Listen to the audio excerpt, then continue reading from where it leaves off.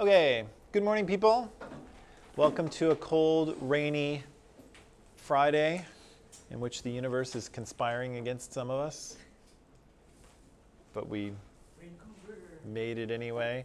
Yeah, it does, it does this a lot here. It rains a lot, but that's okay. I'm from a place where it's snowy and cold, so I don't mind the rain. Calgary, apparently, I'm not from Calgary, I'm from Edmonton, but Calgary apparently is supposed to get 5 to 10 centimeters of snow today. Yeah, so I'll pass on. What's that? Yeah. Yeah, it probably won't flood here. Probably. Maybe. It's possible, but probably not. What is? Yeah. They have no idea what to do with snow here. They get like this much snow and it's like, it's a snow day. Everybody stay home. What will we do? There's an inch of snow. I don't get snow days. The snow is just like.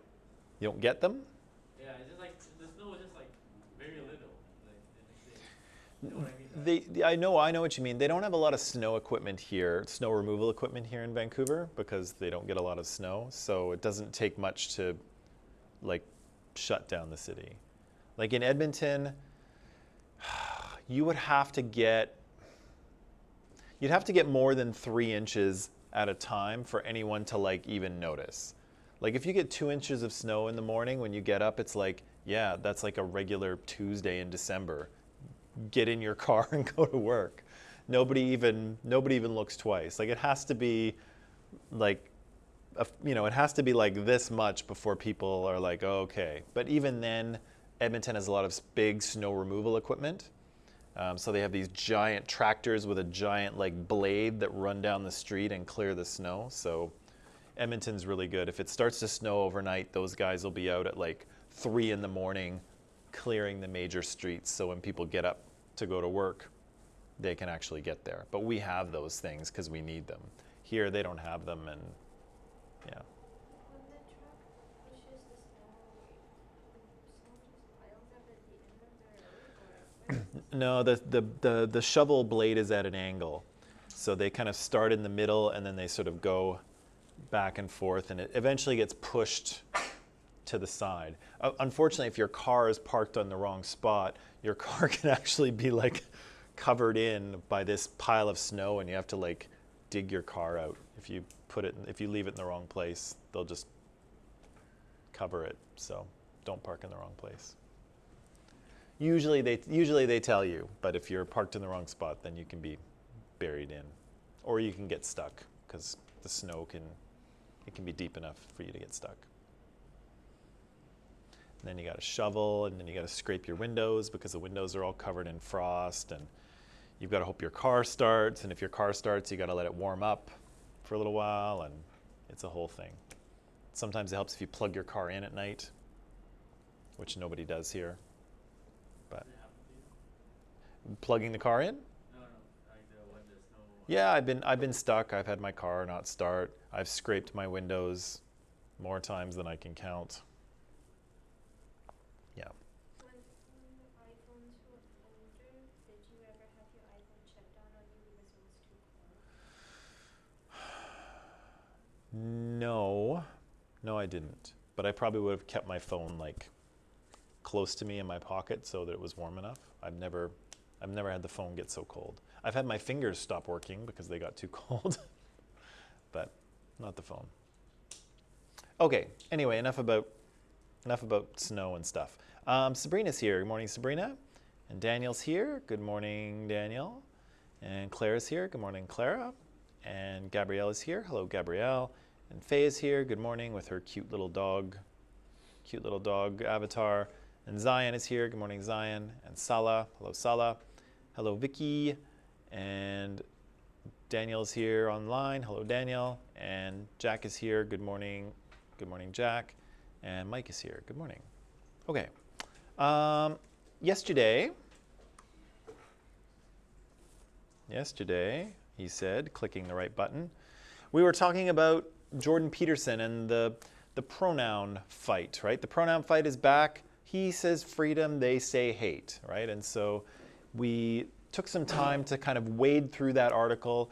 It wasn't easy to do, but I think we came out at the end with evidence of two arguments, right? Jordan Peterson was making one argument about getting a memo from the university administration saying, please use these pronouns if people ask you to use them. And of course, Jordan Peterson said, no, I don't think you should be able to tell me to use them. And so we had these two arguments. And what conclusion did we sort of come to on these two? That he did not have he did not have good premises. Yeah, what was kind of wrong with his premises? They are a bit of a stretch. Yeah. They're a stretch, right? They're a walk. They are either not true or it's not clear how they could be, right? Like it needs more explanation because they seem very, what's the word I'm looking for? Unrealistic. That's a charitable word. But yes, they do seem unrealistic. They're not intuitively understandable. And they're maybe even a bit hyperbolic. Can I use that word? Do you know what hyperbole is? What's hyperbole? Exaggeration. It's a gross exaggeration, right? It's raining buckets out there, right? Are literally buckets of water falling out of the sky? No. It's kind of it's a metaphor as well, right? But it's a bit of an exaggeration, right? So his premises are a little hyperbolic. They're not quite understandable. Some of them are not true, and so yeah, he doesn't really have a great argument for not using these pronouns. Whereas I think we decided that people on the other side of the equation did, right? They did have a reasonable argument. Again, you can agree with Jordan if you want to, or you can disagree with him if you want to. What I want to show you here is that there are two sides to this story. There are two arguments being put forth, and in this case, one of them is a good argument, and one of them is not so great. Which again is kind of funny because you would think a professor would be better at putting together an argument, but in this case, not so much. Was that actually true? If that's what you said? Was what actually true? The article. Yeah, it's true article. I pulled it out of, does anyone remember the source? Where that article came from? It was, hang on, Social Justice, Readings and Worksheets.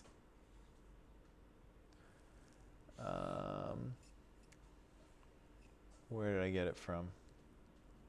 The Toronto Star.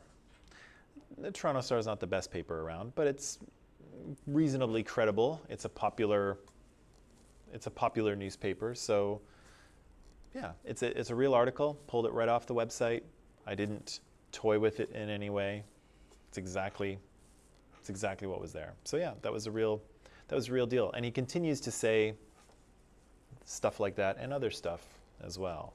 But again, I wanted to point out to you that not all arguments are that great, right? And again, we can determine whether someone has a good argument or not. And even if we're, high school students and somebody else is a university professor, we can say, look, your argument here is not holding up, right? You have premises that are not true or seem ridiculous. So either give me more detail or I will reject your argument because it doesn't make sense, right? Okay, let's leave that. Let's leave Jordan Peterson.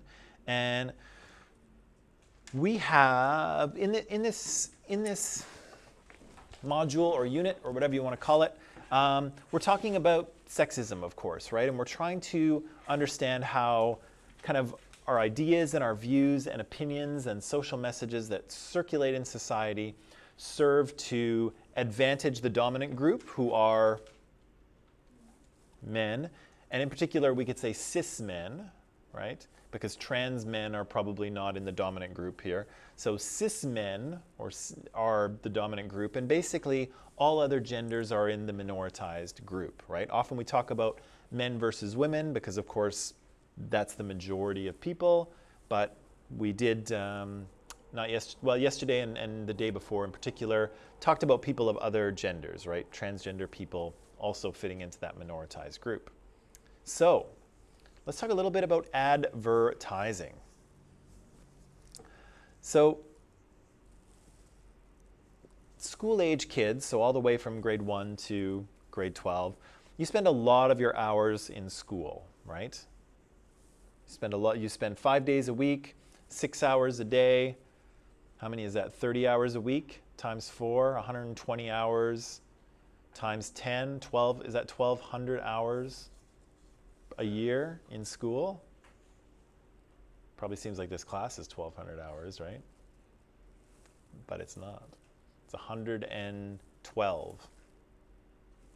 A mere 112 hours. Anyway, you spend a lot of time in school, but we spend much more of our day being marketed to, okay? And so if we're watching YouTube or Netflix, or if we're on Instagram or Twitter or whatever, we're constantly, or if we're waiting for the train at the SkyTrain station or on the bus, we're constantly seeing ads for things, right? We're constantly seeing people try to sell us things. And so here I have a little statistic here. 88% of American teens have mobile phones. I think that's an old statistic. I'm sure now it's about 107% of American teens have phones. Preteens have phones. Kids in, little kids in strollers have phones. Everybody has a phone, right? So that's an old statistic. 56% of teens go online several times a day. I would say 107% of teens are online all day, every day, right? Your phone is always connected, right? There's always messages coming in or notifications or things, right? So there's constantly information coming at us. And a lot of that information is either advertisements or they are connected to advertisements. Do you guys get in your email inboxes a lot of emails from people trying to sell you stuff? Yeah, you like bought something from them once and now they're gonna like send you an email 3 times a day for the rest of your life, right? So anyway, we get lots of ads. And so would you say you're affected by advertising? No? You never buy anything? Advertisements have no effect on you? None. 0. Wow.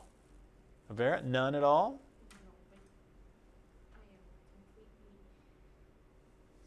You're a slave to the ads? Anna, what do you think? Do they affect you? I don't know. I've never thought of it. You don't see, you're not like watching TV or something and you see an ad for pizza and you're like, oh. Oh, that one is yes. I want pizza. Oh, yeah, I want pizza right now. Take my money, right? Yeah, I think that, if you think that you're not affected by it, you're probably wrong. Sorry, Eliana. You're probably wrong because advertising is a very sophisticated business, right? And so lots of the times, commercials and ads are silly and goofy, and sometimes you kind of roll your eyes at them. But really, marketing is a very detailed science, right? And so the people who are making ads understand human physiology and human psychology, and they know how to manipulate us, right? They know how to get us to like the thing that they want us to like, right? Maybe they're going to make the food look really, really good, or maybe they're going to portray this product in a certain way, or maybe a certain celebrity will be holding it and maybe that will help. Or maybe the commercial just needs to be funny and then people will remember it and then they'll buy your thing, right? Either way, advertisers have all kinds of little tools at their disposal to help convince you to buy their stuff, right? And again, I think it works, right? I think it works on us probably more often than we think. The reason we'll look at advertising here is because in addition to selling products to us, advertising sometimes has a way of transmitting social messages to us as well. And sometimes those social messages perpetuate the status quo. And so they allow sexism and androcentrism. Andro is man, centrism is central or centrism, right? It allows those things to continue. It allows sexism to continue because of what it normalizes. So what it makes normal. And so over and over again, we get these messages about what men and women are like and what life is like, and we absorb them and we come to see them as normal. We see them so many times, right?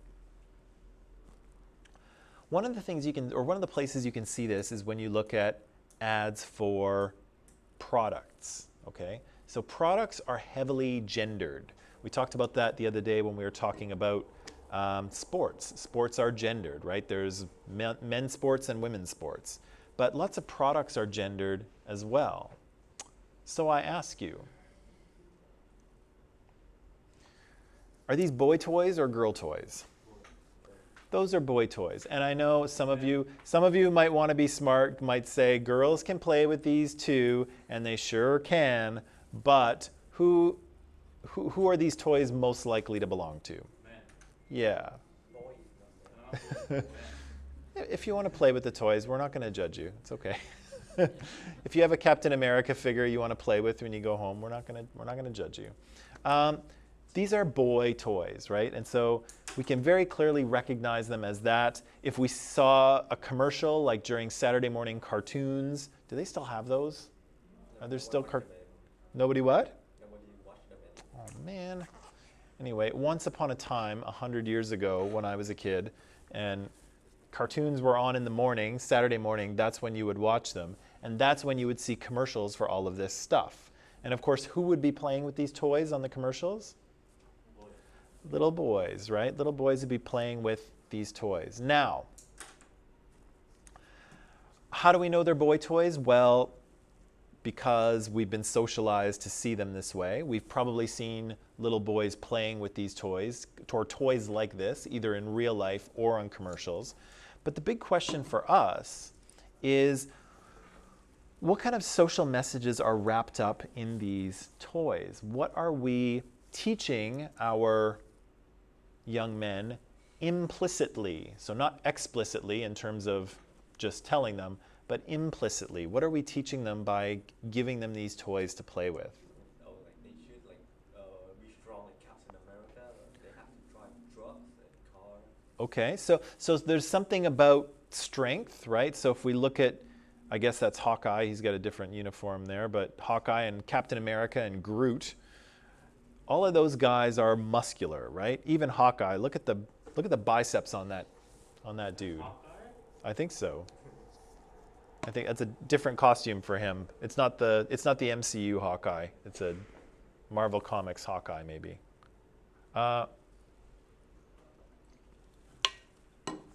So we're teaching them something to do with strength, right? Particularly physical strength, because all of those guys are ripped, right? Even Groot has been hitting the gym pretty heavily, right?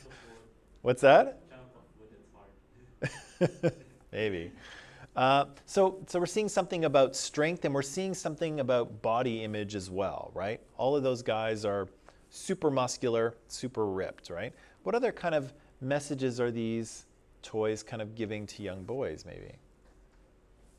To act like them? Okay, so to act like the heroes here? And so what are boys learning in terms of how to act if they're modeling themselves on these guys? More manly. Oh, manly. I am Groot. I am. Save the world, be heroic and savior and fight, Right? So we know that men fight, right? We know Captain America isn't going to talk it out with the enemy. He's going to bonk them on the head with their shield, right? We're kind of teaching boys that boys are supposed to be the heroes. Boys are supposed to be the saviors, right? They're supposed to save other people. Avera, you said something else, I think, that I'm missing? it's not recurring heroes, it's the other toys. It's not what? Oh, regarding the that's okay. You can throw something else in. like what they're supposed to like their job options in future. Like you enlist and fight for your country, or you join drugs, do construction, or join the police force. Everything is very rigid, I guess. Yeah. So these kids are young, right? So how old would the kids that are playing with most of these be? Would you say? 6 years old, 5 years. Yeah, five. Yeah, maybe. Yeah, maybe 4 or 5, right? 5, 6, 7, 8, something like that. Young kids, right? So none of these kids is going to enter the employment market anytime soon, right? They're not going to get a job for at least 10 years. But even at this young age, even when they're 4 or 5 or 6 years old, we're teaching them about what their future job options should be, right? What kind of things should they like? And here we see the police, right? Here we see maybe the army guys, right? So enlist in the army and fight for your country. Maybe construction, right? There's some trucks with a backhoe on the back there. What's that? Maybe be a superhero. If that turns out to be a job option that's available to you, then, you can get a cool super suit and, maybe fly a jet or something. I don't know. So we've got some messages about desirable job options. And how would you describe those jobs? Tough? Needs hard feelings. Require physical strength. You need physical strength. You need to be like psychologically tough, right? Like you need to be a strong person. What else? Dangerous job. Yeah, there's all of these have some degree of danger, right? If you're a soldier, if you're a police officer, if you are working in construction, there's a manual physical element to these jobs, and it might be a little bit dangerous. Being a superhero is kind of dangerous. What else? Intelligence. Right? So you got to be a smart person to do some of these things, right? What else?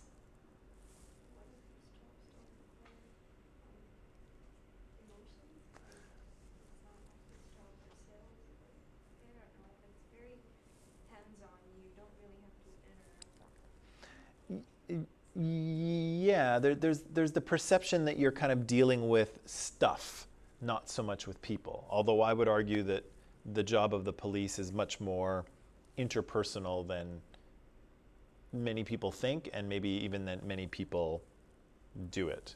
It's a job about people. But again, it's not advertised that way, right? It's advertised differently, especially in the US where it's militarized, right? So yeah, so here we have a bunch of boy toys, right? And we have messages of kind of strength and power and action. The fancy word you might want to use here if you want to sound smart is agency. So agency is kind of the ability to do things, right? If you have agency, you have the power to do something. So agency, there's a lot of agency here. There's kind of future employment options. All of them have to do with agency and action. Some of them have to do with power, right? If you're in the military or if you're in the police, you have power, right? And is there kind of messages of violence happening here too? Yeah, there's weapons, right? There's these space, I don't know what they're supposed to be, but some sort of handgun type thing, some sort of weapon up there. The police, of course, we know are armed. Of course, the military is armed. All of our superheroes are armed except Groot, but Groot doesn't really need any weapons because he is a weapon. But yeah, so there's an element of violence and weapons and strength. There's not a lot of soft emotions happening here. And there's a lot of agency, right? The ability to sort of go out and do something, whether you're saving the world or building a house or protecting the community or your country. All of those things are wrapped up in boy toys, right? See that? Okay. Now, whose toys are these? They're girls' toys. Smart ass. They're girls' toys, and yes, boys can play with them, of course, but most of the time we see young girls playing with these toys, and we see these toys are marketed to young girls as well, right? So if you see an ad for these toys, if you look in online and you see them, you'll see young girls playing with them, not young boys usually. So the question, of course, is the same one. What kind of social messages are being transmitted to young girls with these toys? You have to take care of a baby when you go for an exercise. Right, so we're teaching these young girls how to take care of a baby, which is interesting because how old do you think the young girl is that might play with this little dolly in the bath? 5 years. Almost the same age as the baby themselves, right? So here we have a baby, we have like a child taking care of another child, right? She is not going to have a child for 20 years at least.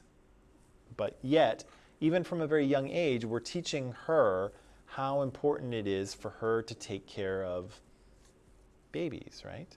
What else? How to dress up in society. Okay. Makeup is just for girls.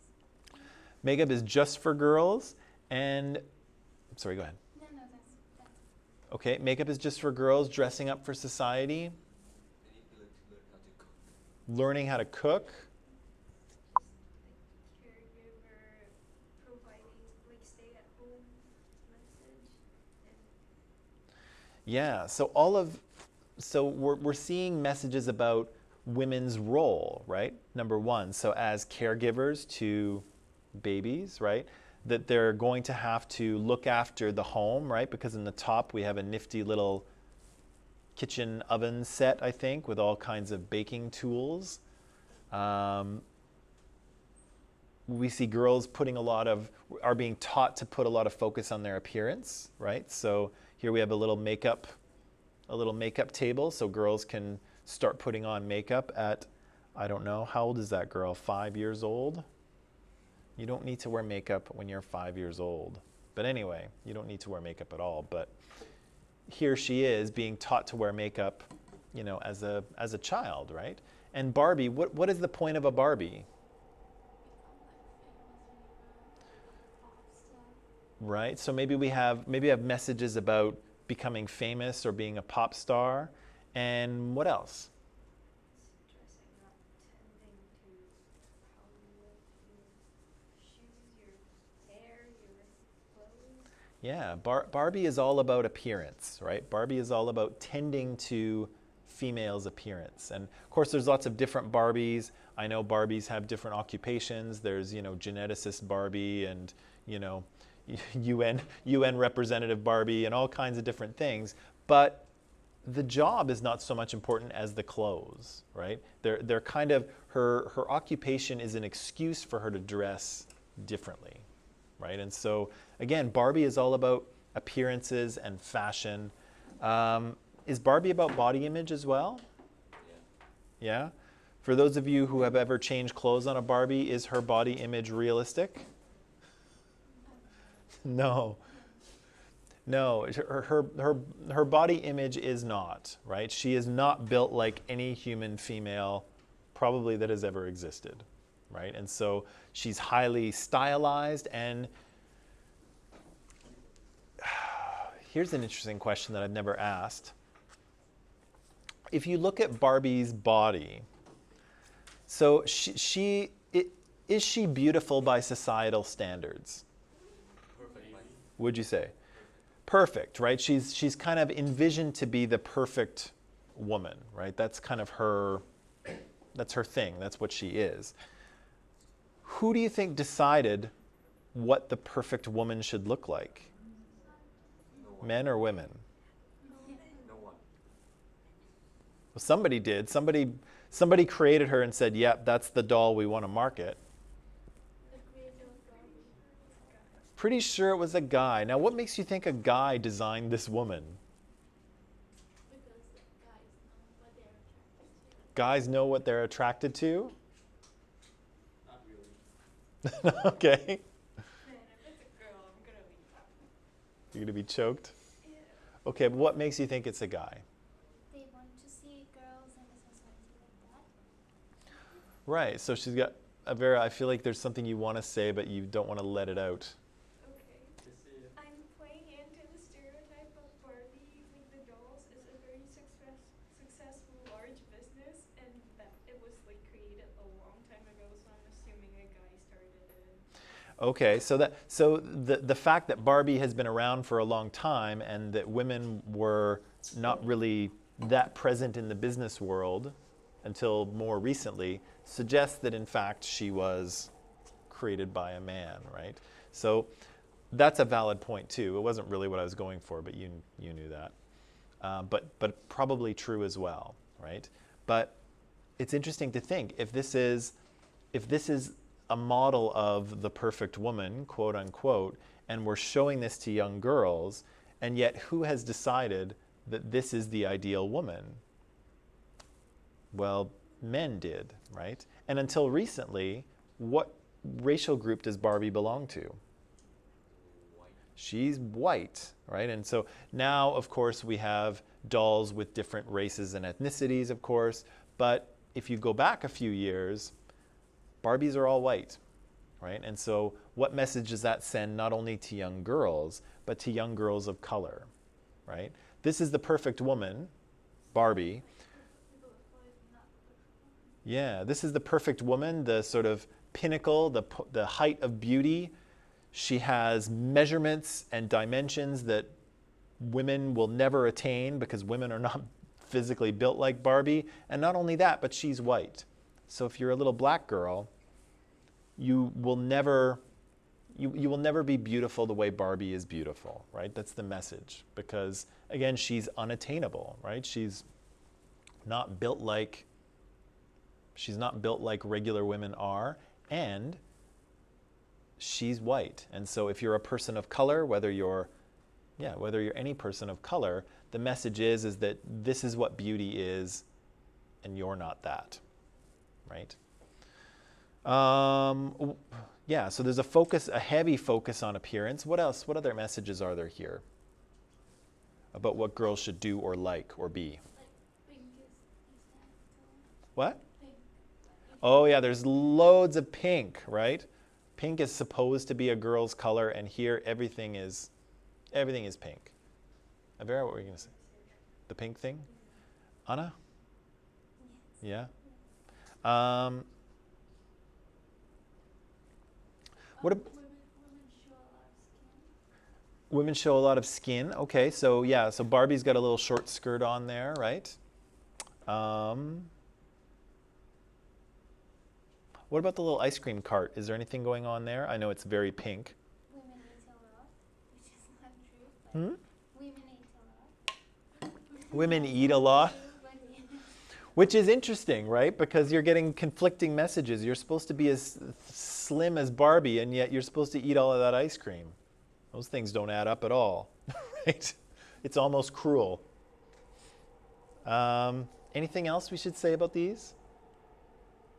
Yes, those are like girls wear like dresses and skirts and Right, so we have some evidence of what girls should wear, right? And here we have some fashionable clothing, skirts. This little girl looks like she's dressed up for her coronation, I think. She's going to be crowned queen or princess of something. Yeah, so we see some evidence of what girls should wear as well, right? And so here in the toy aisle, or if you go to a toy store, you will see stuff like this. You will see that many toys are heavily gendered, right? Of course, not all of them are. If you get a puzzle, puzzles are not gendered depending on what the picture is. If you get a stuffy, everybody likes stuffies. I like stuffies. Stuffies are not gendered, right? They are, they're for both boys and girls. But here we see lots of toys are gendered. And those gendered toys carry messages about what these young boys and girls should be and should act like and what their lives are going to be like. And so here we have boys training for a life of agency and action and power over other people, maybe even superpower over other people. And here we have girls training for a life that's more domestic, right? One that's in the home, one that's about caring for kids and looking pretty and cooking for people.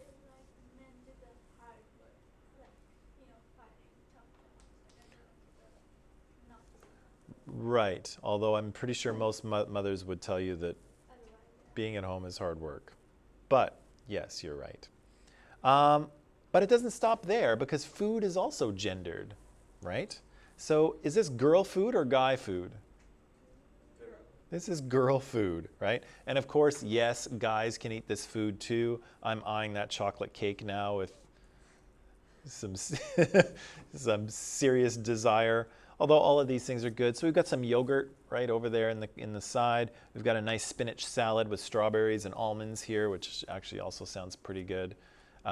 We have some apple teenies at the top, right? So girl drinks. How do we know these are girl foods, even though guys can and do eat them? Red color. Red color. Yeah? Yeah. The design, They're designed. yeah, like they have a lot of detail. As we know that women pay more attention to detail than men. Okay. So there's the idea, and I'm not sure how true that is, but maybe. The foods are kind of more, there's more care taken here in maybe even in how they're photographed, right? So the salad is put together nicely, and the yogurt, and there's a couple of strawberries and blueberries beside it, and it's on a nice cutting board, and there's a lot of care taken here, and so maybe that sort of meticulousness or level of detail is indicative of the woman's touch or the woman's gaze, if you will. Avera, what were you going to say? With the salad and the yogurt, it's supposed to fit into the lifestyle. You have to be skinny, you have to be healthy. Yeah. And the drinks, like guys are supposed to drink like hard liquor, pure, without being mixed with anything, whiskeys. And that's in a tiny, feminine glass. You order a cocktail, I guess. Yeah. Things that are feminine are supposed to be soft and sweet. There's also this kind of element of being healthy because as a woman, your body is more subject to attention, I guess, than a man's body, or there's higher standards for it. And what am I trying to say? You know what I'm trying to say? Appearance is more important. Body image is important for women. Whether it should be or not is a different question. I'm just saying it is. So yeah, some of these foods are connected to health, right? A nice healthy salad, some nice healthy yogurt. What's the chocolate cake about? Like a cheat day. A cheat day, yeah. Who would like to eat sweet? Gather for dessert. What's that? Gather for tea. Or When women gather for tea and desserts to spill some tea, maybe. To sort of gossip and talk, they might have desserts. The sweetness, right? What about, are there stereotypes about women and chocolate? same question. Yeah, because women are so emotional, right? They're so emotional, and so sometimes they need chocolate when they're feeling down, or if their boyfriend breaks up with them, they'll get their ice cream and they'll be on the couch watching sad movies, right? This is a stereotype, right? What's that? I don't know. Girls, is that what you do? If you're sad, do you sit on the couch with ice cream and just eat it and watch sad movies? I normally didn't think it would help, but yeah, it's helpful. Maybe it's a stereotype with a grain of truth to it. Not just a grain of truth. There's a lot of truth to it. Okay. So yeah, there's some kind of female stereotypes wrapped up in this food, right? This sort of elegance of it. There's these like dainty cocktails.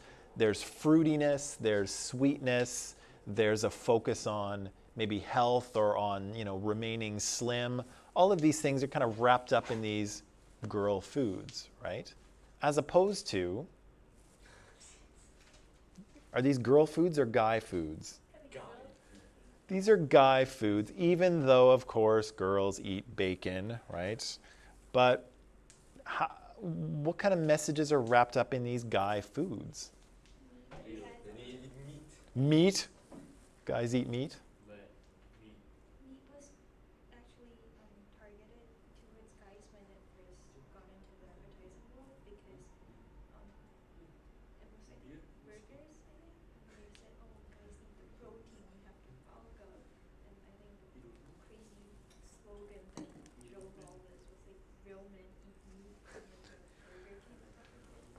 Right. So there's lots. So if you're trying to sell meat, in whether it's a burger or whether you're a grocery store or whatever, you're looking at men, right? So meat has a lot of protein, and of course, from the toys we just saw, men need to bulk up and be muscular, and so they need a lot of protein, and so meat tends to be targeted at men.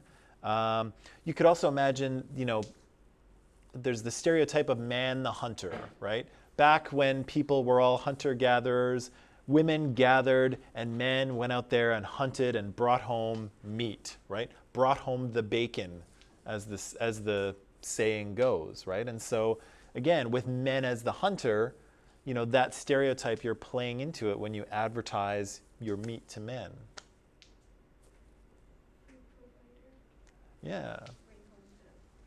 Bring home the bacon, yeah. So the bacon here is connected with, and the meat too, I think, is connected with providing, right? Like, I don't know, your countries are probably different, but here in the West, the meat is the main part of the dish, right? So your meal is like meat and something, right? That's what you're ordering. If you go to lots of Western restaurants, you're getting meat and a side salad or fries or something. But the meat is the thing, right? Are you having chicken or steak or fish or whatever, right? That's the meal, and the side is just the salad or the rice. In other countries, it's not quite that way. But yeah, so if you're bringing home the meat, you're the one bringing home the meal, right? You're the provider.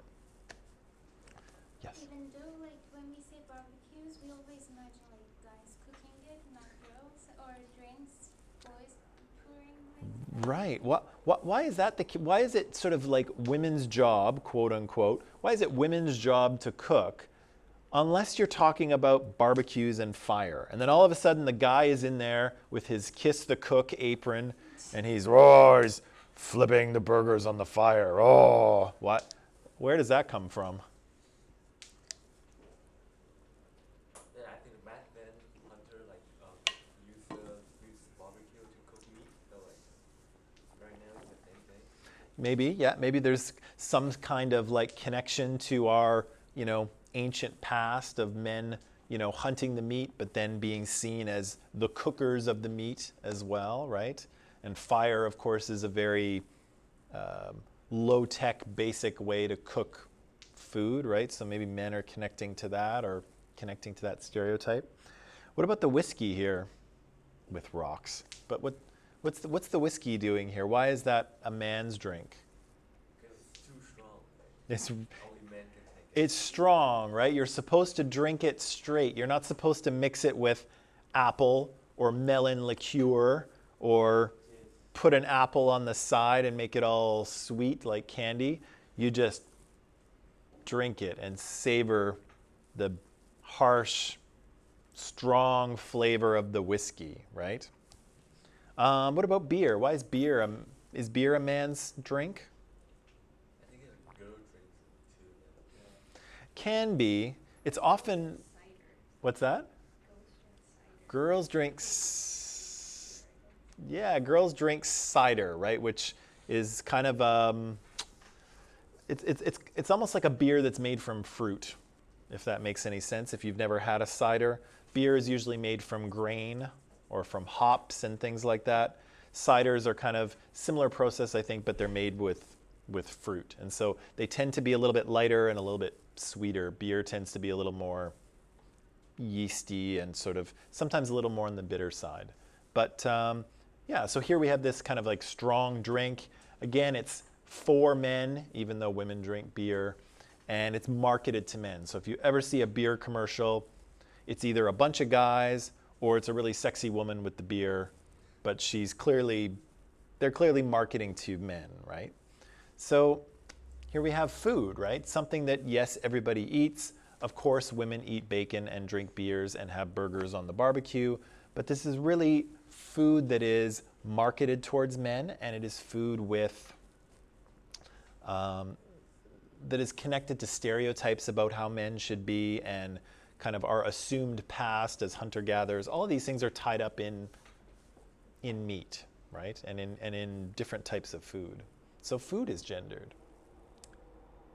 But it doesn't stop there, of course, does it? Because when you get up in the morning and have a shower, your shower is gendered as well, right? So the product you reach for to wash your body or your hair has a lot to do with your gender and has a lot to do with socialized ideas of gender. So which is the guy stuff and which is the girl stuff? Head and Shoulders is the girl stuff, and then that little loofah, right? That little pink thing is for scrubbing yourself, right? So how do we know that these are girl products? Because it doesn't say for women anywhere. It's pink, right? So the color clearly indicates that this is made for women. What else indicates? What else is sort of focused on women here? Smooth and silky, right? Because this is shampoo, I think, or shampoo and conditioner. Yeah, so of course that's what women want their hair to be, right? Women want their hair to be smooth and silky, just like those like Pantene commercials where their hair looks almost computer generated and you can't believe that it's real, but it looks so smooth and so silky, and that's what women want, right? Do guys want their hair to be smooth and silky? Yeah, I want mine to be. Well, maybe. You just want it to be clean, right? Like if it's clean, that we're good, right? And then later, if it does what you want it to when you put your product in, then you're good, right? But guys are not so focused on what their hair is like. As long as it's clean, and then they can style it how they want it, right? But girls are more particular, right? They want it to be smooth. They want it to be silky. How else do you want your hair to be? What's that? Not frizzy. The scent has to be. What do you think that smells like? Flowers and lilies, right? That's what it smells like. You want your hair to have body too, right? You don't want your hair to be perfectly flat. You want it to have a little bit of volume, right?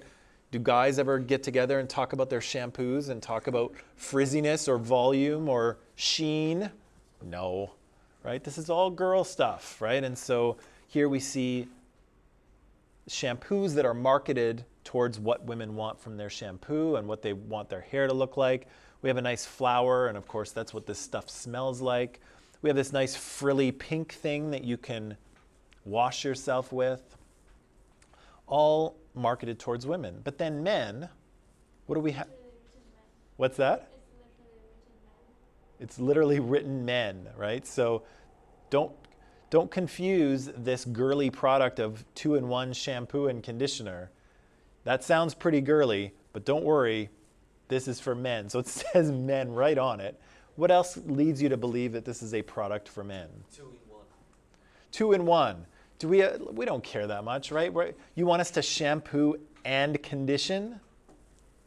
Forget it, right? Of course, the point I'm at now, I don't even use shampoo because why bother, right? Huh? The dark color of the bottle, yeah. So it's this dark blue, which is a masculine color, even though, of course, women can wear dark blue as well, but we'll get to that. It's this dark blue color. What do you think it smells like? Mint, maybe? Musky. That's my shampoo. That's your shampoo? What does it smell like? Can we smell your hair? No, we can't. It's COVID. COVID. What does it smell like? I don't know. Flowers? It smells like Head and Shoulders. It smells like, no wait, you use the Head and Shoulders or the Suave? Head and Shoulders. You use the Head and Shoulders? Yeah. Okay. Like that color? No. Is it Head and Shoulders for men? Yeah. There you go. My conditioner is Pantene. Oh, okay. So here we see the color, right? The color is more understated. It's more simple. It's got men on it because we have shampoo and conditioner. That might be a little girly, but don't worry, guys. It's still for men. And it's 2-in-1 because guys are too lazy to do two things, right? What about this thing? I know you can't see it very well. Do you know what that is? No, it's one of these, actually. It's one of those pink things, but it's... My head is kind of in the way. Never seen them. There. I know I made it smaller, but yeah. So it's a scrubby thing that you use in the shower, but it looks like a truck tire. Like it looks like something you would actually use to clean your truck tires. But like, why can't guys just use this pink thing? Because of the color. Yeah, it's too girly, right? It's fluffy, right? So we don't want that. We want a product that is strong and tough and made for a man, right? And so, yeah, because we scrub really hard because we're tough and we get dirtier than women doing all of that manual labor, right? So we need a cleaner, we need a product that's much stronger, right? Of course, that's ridiculous. But again, it's a gendered product, right? Are women using this Axe scrubby thing? No, right? The women are using this pink thing. And to be 100% honest with you, so am I. Because Yeah, I figured out which better. it works just fine. And it's cheap, right? It's cheaper than the Axe thing. The Axe thing is going to be expensive. Those little fluffy things are a couple bucks or whatever. I just buy whatever color is on the top. The, huh? What if it's pink? Yeah, I think the one I have now is pink. I've had orange, I've had pink, I've had blue, I think I've had purple. I think those are all the colors they come in pretty much. Yeah, I think the one I have now is pink. I don't care. I'm comfortable in my masculinity. I'm concerned that anyone bothers to scrub their body at all. What do you mean? Men or just people? People. Well, yeah. That's the thing we have to do. Well, if you want to be clean, I think you need something with a little bit of abrasion, I think. So just I guess not. I don't know. I don't know. I guess if you have good soap, it's fine. My point is here is that even products that are basically the same are gendered, right? And so these two shampoos here, if these were from the same manufacturer, I bet they're the same thing, right? Hair is hair. So they put shampoo in two bottles. This one they put the flowery scent. This one they put the one that smells like an ocean breeze or whatever the hell they call it. It never smells like an ocean breeze, but they call it that. And it's the same thing, right? But again, they're marketed to different genders because of these kind of social messages we have around gender, right? What men are like, what women are like, and the products reinforce that. And so if you want to be a tough, strong man, you're going to use the tough, strong, scrubby thing, and you're going to use, you know, the shampoo conditioner with the sort of elegant, stylish bottle and the strong smell, because that's who you are as a man, right? And of course, women will use fluffy, pink, flowery smelling things that are softer, right? Because that plays into the social messages around women, right? Of course, the whole thing's ridiculous. Human skin is human skin. Hair is hair, right? All our hair is more or less the same, as is our skin, but the products are different, right? Whew, okay, you want to take a little break? Yep. Okay, let's take a break, come back, and we'll talk more about, actually, I think we'll talk about movies next.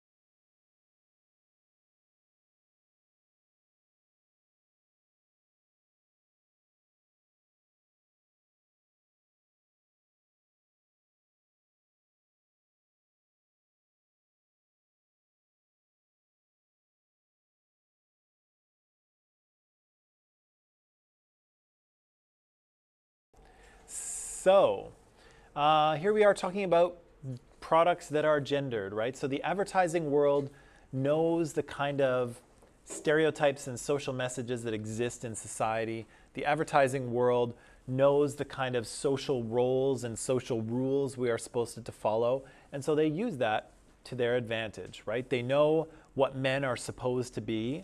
They know that most men will try to follow those manly rules and be masculine. And so advertisers and people who create products are going to help you with that. They're going to give you products that will help you be the masculine man that society wants you to be, even if it's shampoo, which has nothing to do with anything, right? It doesn't matter what shampoo you use. It does not have anything to do with how masculine you are. But the perception is there, right? That if you use these products, they will help you be more masculine or be more feminine, right? And so these things are targeted, just like the food and the toys. These products are targeted at a particular gender, right? Here's something that you don't really see very much anymore is cigarette advertisements.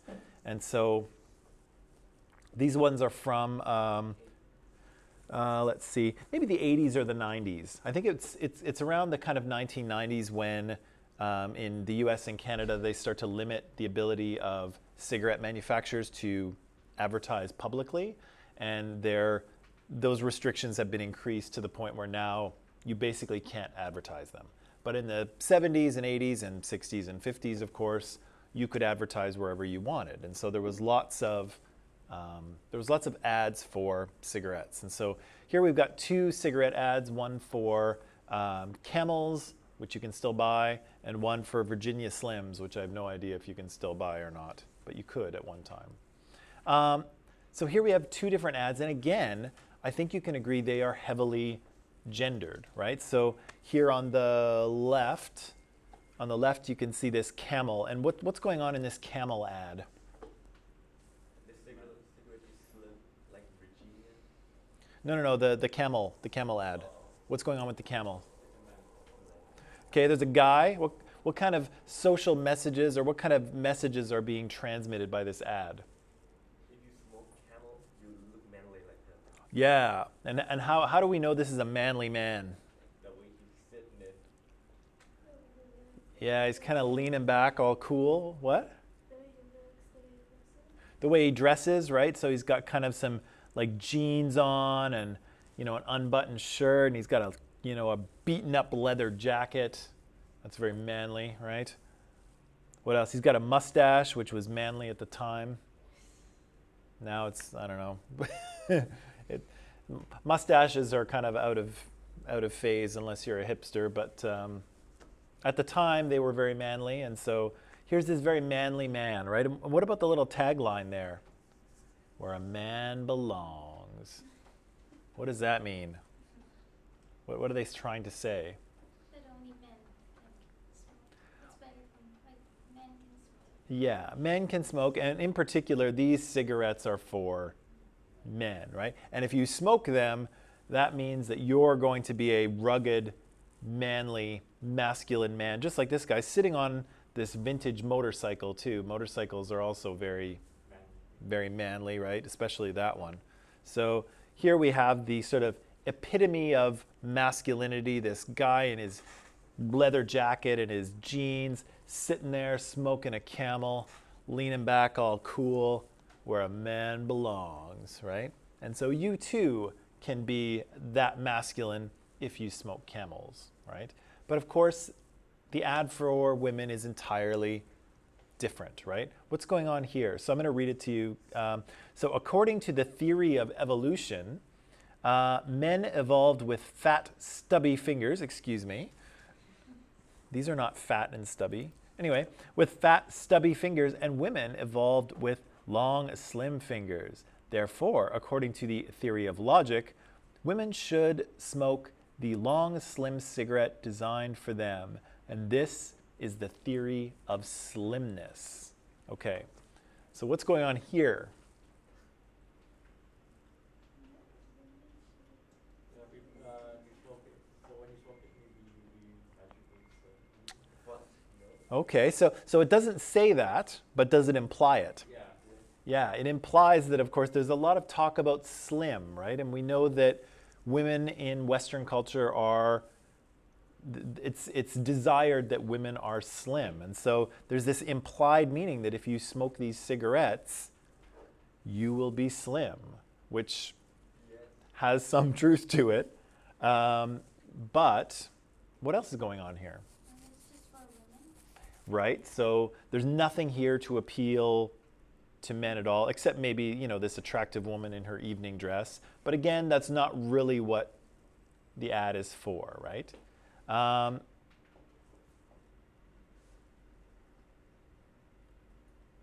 to provide cigarettes with some sort of elegance to entice women, like a dainty, delicate thing that you can add to your daily life.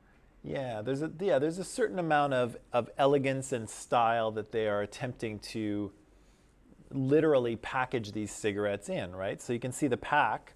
That's a pretty elegant design, right? As compared to the Camels, there's literally this big ridiculous camel on the label standing in the desert wondering, what am I doing here? But who knows who designed this package? It's kind of strange. But here the package for the Virginia Slims is very elegant, it's very refined. The cigarettes themselves are longer and slimmer, right? So there's this kind of elegant thing that's happening. What else? I think there was also an advertisement which made a cigarette company owner famous. We talked about it in our marketing class, which women were not allowed to smoke, and they tried to use this as their advantage, and they went out. They protested against it, so they made it equal. Oh, interesting. I don't know the story of that one, unfortunately. I don't remember the name, but yeah, they like went out and protested against it. So they like kind of made it created equality between men and women. Oh, interesting. And it was the gendered advertising that made them, Yeah. that motivated them to do that in part. That's cool. I don't know. I'm gonna have to look that one up. I don't know that. Yeah. Anything else going on in this ad? You've come a long way, baby. What does that mean? So there's a little bit of you deserve it, right? A little bit of treat yourself, right? But what else is going on here? They put like a super skinny woman on it. Right, so she's a very tall, slim woman, right? And so maybe the implied thing is that the cigarettes are slim, she's slim, and again, if you smoke these cigarettes, you too will be this slim, right? How? How's it possible? I think the nicotine acts as an appetite suppressant, and so it can help you control your appetite a little bit. And sometimes I think people eat to sort of mediate their emotions or to kind of medicate them and to calm themselves down. And nicotine can do the same thing. People, when they're stressed, instead of, you know, eating a cupcake, you have a smoke, right? And so it's kind of a different adaptive thing. If you're feeling bad, some people go to sugar or chocolate or chips or something, or you can smoke a cigarette and have a similar effect. But of course, the cigarette won't wind up on your hips, right? So there is a certain truth to the fact that if you smoke, you will wind up slimmer. Of course, you'll also, you know, cigarettes are also unhealthy in a number of other ways, but what's that? Yeah, you'll damage your lung, all that stuff. We know that stuff. But anything else going on here? Anything else going on here? Right, there's a different color palette, right? So we've got white and gold and kind of this light blue teal kind of color. I'm not sure what it is. Here with the Camels, it's very dark, right? And lots of earth tones, right? Lots of blue and brown and green, which guys like to wear. Hello. Whereas brighter colors are more for women, right? Yeah. Now let me ask you a question here. Do you think that let's say let's say it's the 1980s, okay? Because based on her dress, it probably is. Do you think there's any women out there that smoke camels in the 1980s? Camels. Camels. Sure, dude. What's camel? Oh. Hey, welcome back. I thought you were talking about like camels, like the animal. No, no, no. Hey, if you can smoke a real camel, you're a real man. I don't know how you smoke a camel. I don't know how you get the camel to go along with it. They'll probably spit at you and kick you. But hey, if you can smoke, anyway, that's enough. Okay, are there any women out there, in the past, do you think that are smoking camels? Yeah. Yeah. Think so? Why? Yeah, like maybe There's a lot of tomboys, right? Tomboys, okay. So yeah, tomboys may smoke camels, other women may smoke camels. Do you think there's any men out there in the 80s smoking Virginia Slims? Maybe if they, Nope. no. maybe if camels sold out and they still need Virginia Slims left. Okay, but would they let their friends see them smoke a Virginia Slims? No. So if the camels are sold out and nobody sees them, maybe they'll smoke one. But why you say no, King? Because like that's like girly stuff. That's girly stuff. Yeah, in the 80s you have to be like manly. But to be respected. But the camel is manly stuff. Why are the girls smoking the manly cigarettes and the guys not smoking the girly cigarettes? It's just like right now, I'm a girl, I Yep. can wear a dress, I can wear jeans too, but now a guy can't wear a dress, but they can wear jeans. Right. So why do you get to wear our jeans and why do we not get to wear your dresses? It's not normal. It's not normal, but It's just, I don't know what to say. it's It's just weird. just weird. Weird. The no homo thing. I don't know how does the no homo thing fit in here? I don't know, it's You really think? stigmatized. Like, guys cannot be feminine, but girls can. Right. So yeah. So girls can kind of borrow a few things from the world of men, right, and kind of get away with it, but guys can't seem to do the same thing, right? I'm thinking of. Has anyone seen? I don't know if it's on Netflix where it is, but Marvel's Jessica Jones. Oh yeah, that's on Netflix. It's Netflix. Jessica Jones. It's kind of a Marvel superhero thing. Jessica Jones has super strength, I think. I haven't seen it. So Jessica Jones borrows a lot of things from the world of men, right? She walks around in jeans and a leather jacket. Does she smoke? Yeah. Jessica smokes. And what's she drink? Liquor. She drink like whiskey. Yeah, she drinks whiskey. She drinks the hard stuff, right? So she borrows a lot of things from the world of men. And of course, she kicks butt too. But is she cool? Yeah. She's pretty cool. But you don't see guys doing the same thing, right? Do guys wear a dress ever? James Charles. What's that? James Charles. Maybe, who? James Charles. The guy You on don't know who YouTube. James Charles is? Oh, yeah, okay. So just now, I'm thinking of Billy Porter as well. Do you know Billy Porter? No. So just now, we're seeing some experimentation with that. But guys don't do that, right? They don't borrow things from women, but women can borrow things from men. I think because men are the dominant group and seen as the heroic figure, if they do something feminine, they're undermining that title or role. Versus when a girl does something a guy does, you go up, but for men, you can only go down. Nailed it. Don't laugh. That's exactly right. That's exactly right. So again, this doesn't happen, right? So men borrow stuff. Men don't borrow stuff from women. Women borrow stuff from men. And again, it shows us the direction of power, right? And so if you're in a minoritized group, so if you're a woman, you can borrow things from the dominant group and kind of get status from it, right? You somehow look cooler. So Jessica Jones can borrow all these things from the world of men, and she looks cool, right? Does anyone know who Janelle Monáe is? Janelle Monáe? R&B, R&B singer, songwriter, producer. She acts as well. She was in Hidden Figures. Has anyone seen Hidden Figures? How do you spell her name? Janellemonae. Look her up after. So, or right now. Janelle Monáe does the same thing. So not right now, but in the past, she's worn a lot of tuxedos. Yeah, and she looks badass in her tuxedo. But again, she's borrowed it from the world of men, and she can get away with that. But for guys, it's different. And so, again, we see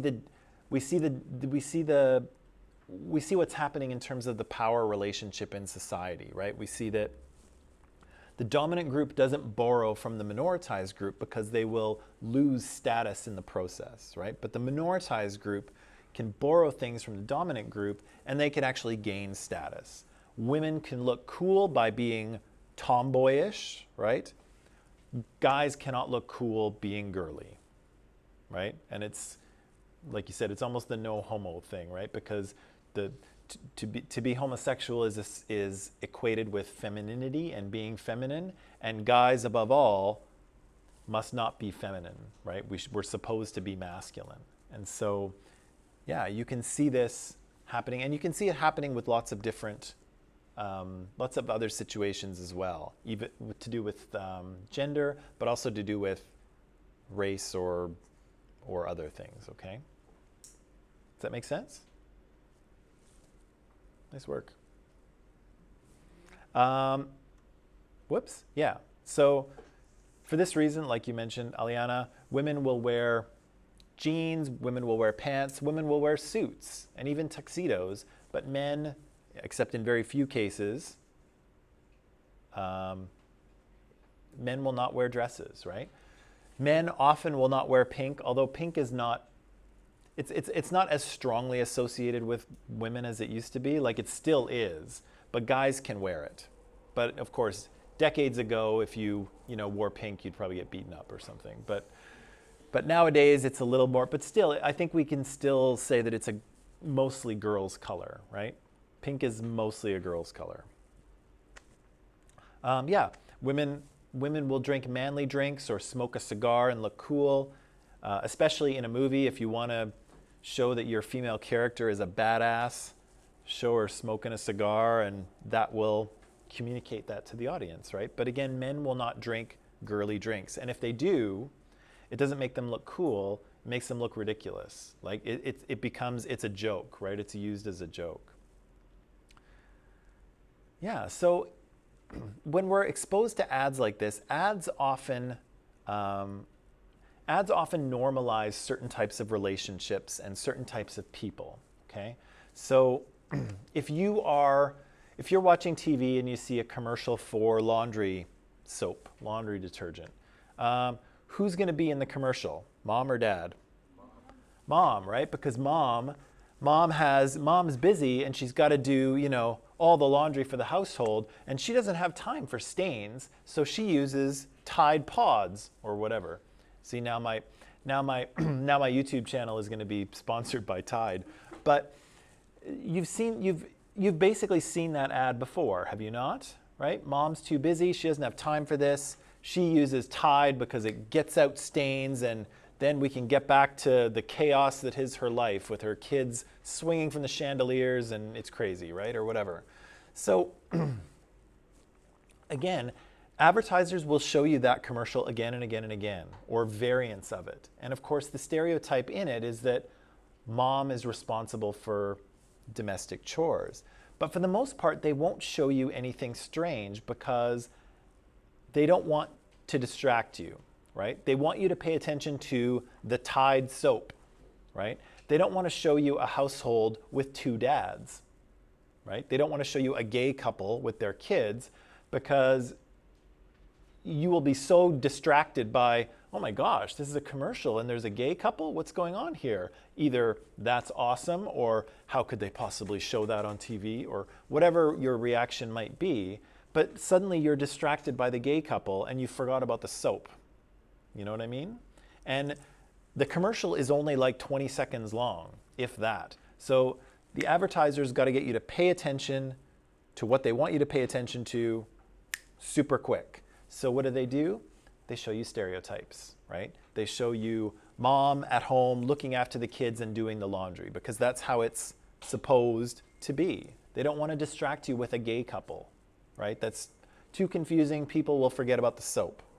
And so you see the same thing over and over again. You see mom in charge of the laundry, right? You see ads that are reinforcing people's likes and dislikes, right? What do men like? What do women like? Again, just like the cigarette ad, we see women being responsible and elegant and intelligent and stylish. And men, sometimes we see them being masculine or strong or tough or, you know, getting dirty, doing the work, throwing stuff in the back of pickup trucks. Because if you're going to sell a pickup truck, you sell to men, you don't sell to women. Sometimes you see men being juvenile and ridiculous because men are apparently allowed to be that, but men are not, but women are not. Yeah, you see jobs, right? So if you see an ad with construction workers in it, the construction workers are men, right?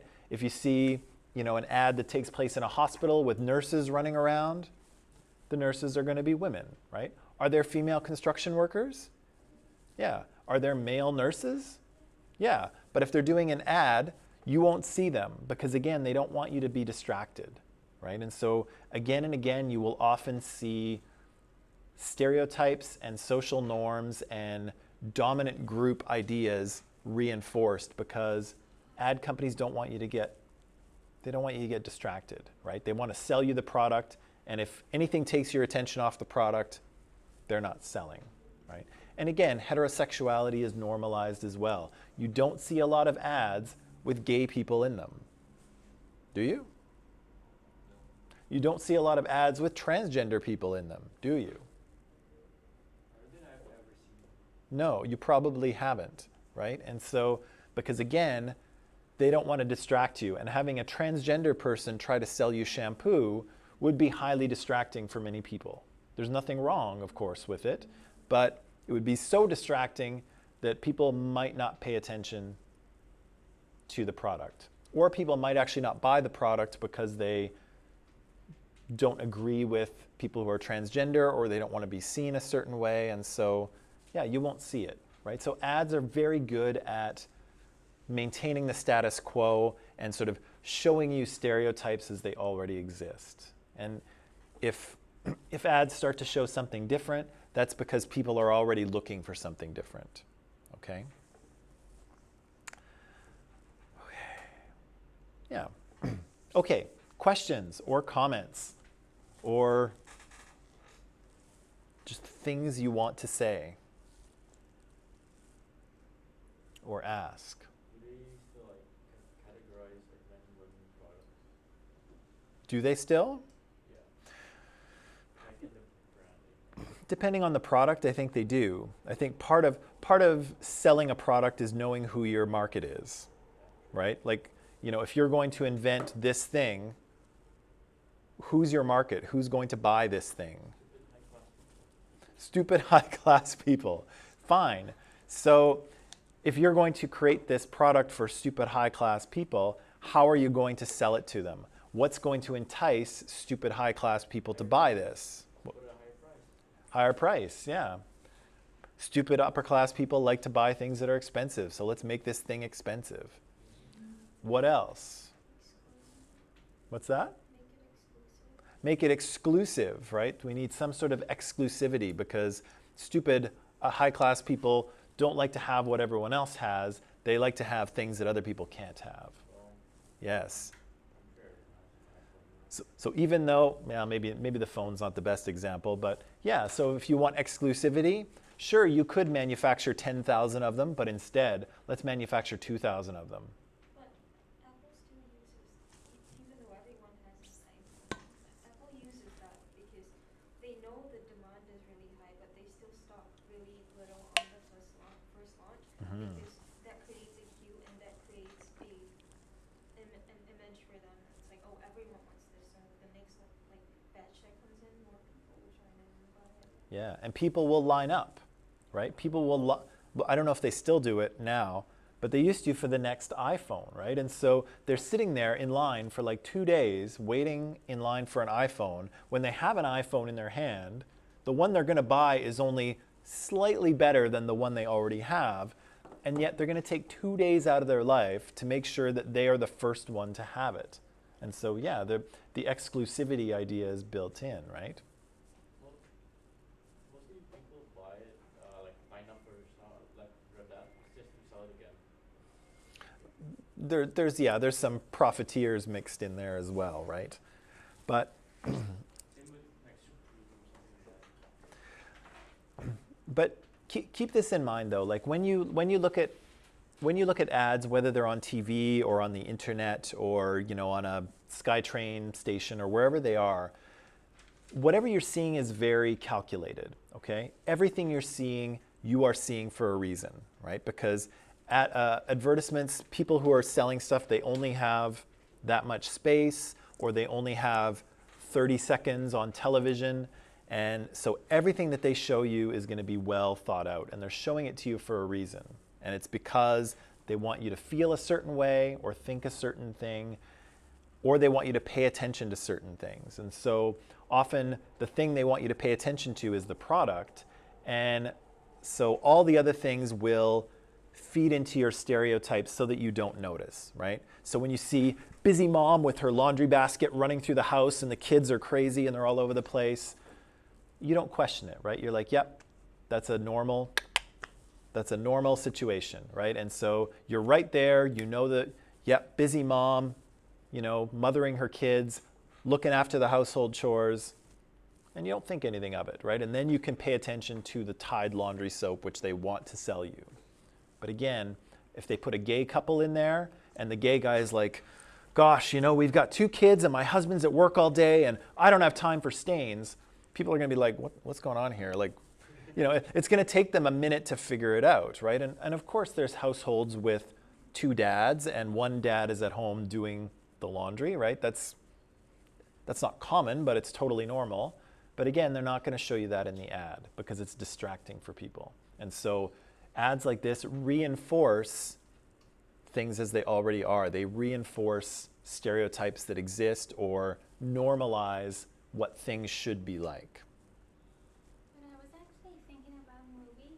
If you pay attention, you'll see like in every movie that has come up, I think like 5, 6 years now, all of them have a gay or lesbian couple in it.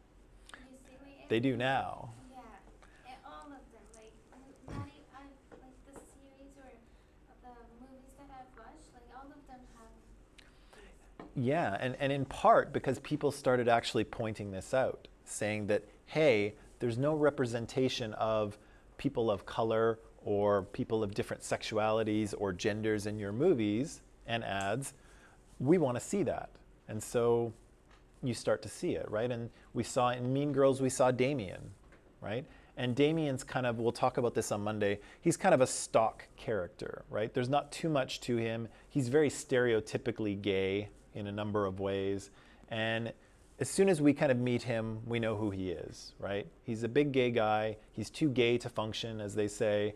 And that's kind of all we learn about him. And so he's a bit of a token gay character, although he is funny.